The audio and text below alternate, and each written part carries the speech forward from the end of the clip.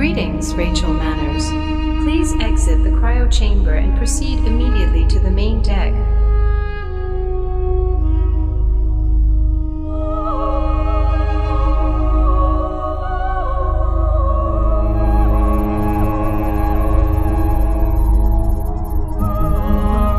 I'm activating Mobot's exploration mode. Okay, let's leave this place. We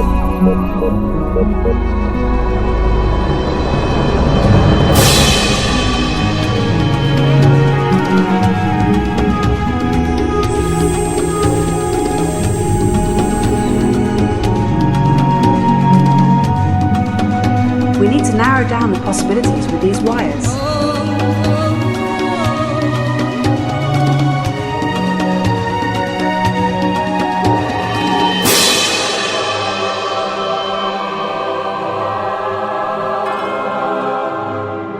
You're saying they fired on sight?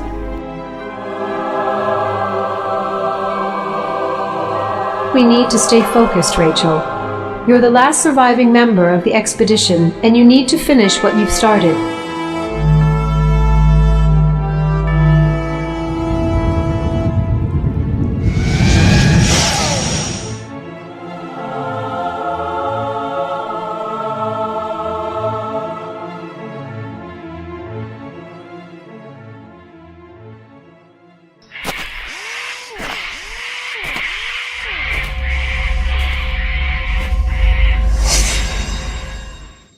J.U.L.I.A Among the Stars is basically a reimagination of game J.U.L.I.A we released in 2000.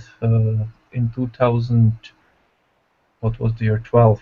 Yeah, we finished the game at 2011 and it was released in 2012. It was a sad story because we signed some exclusive contract with the publisher and it went very wrong.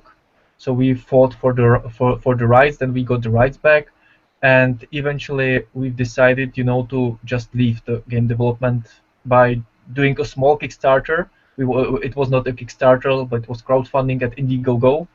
And what we did is that we set just a very small target, like $5,000, which basically is going down to $2,000 when you put just all the deductions and fees and taxes. That you just end up with small money. And of course you have to pay for the reward. So basically that was it. And we say, yeah, let's fix the things which wouldn't work in the old game, and then just do something more reasonable, like play concerts and stuff. But what happened is that the community just kind of rallied behind us, and they just gave us 3 times more money. And we say, okay, then maybe there is still some chance. And then we just went crazy a bit and decided to totally redo the game, starting with full HD resolution with our engine, which we kind of customized. We just make a fork of an open source engine and put new stuff there. Make it a multi-platform for PC, Mac, Linux. Make it with a totally different gameplay principles. So the old game was more like a kind of choose your own adventure, like Snatcher or something. And the new one is basically more adventure game, still with puzzles, but it's more like exploration game with a lot of internal game mechanics which were not in the old game. So it's basically not just enhancing; it's just total reimagination of the old game. No, that's the thing that I think a lot of people don't understand, is that with crowdfunding, that people get the idea that everyone's going to just automatically throw money at a game. What is a lot of the challenges that you've seen in getting the word out when you have a game, that you're trying to get people interested in? For people who, especially developers and people who want to use crowdfunding to perhaps get the word out on their game.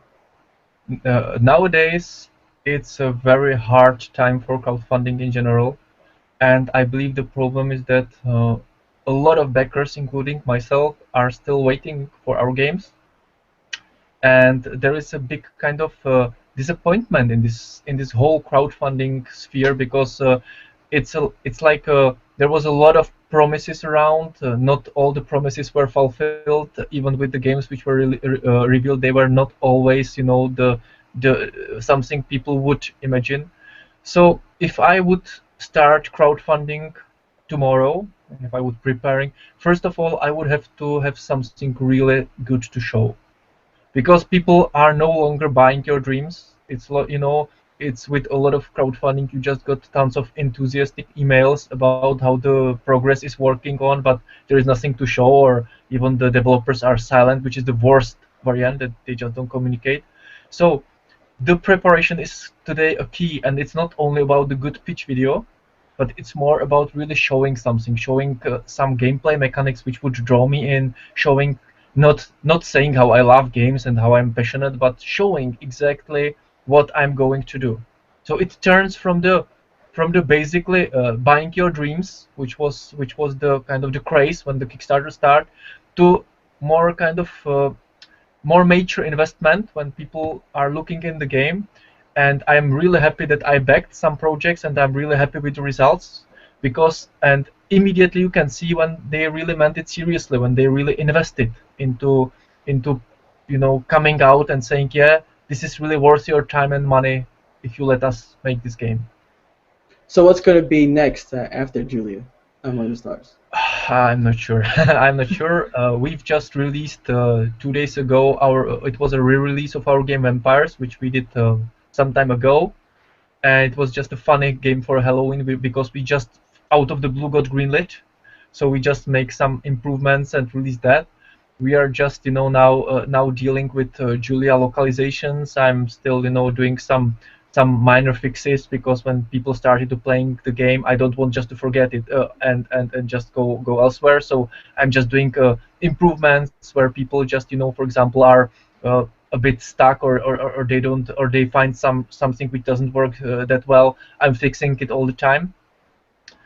And when this all is going on, it depends on if basically we will get some funds to do it, because I don't believe anymore in this kind of 100% crowdfunded games.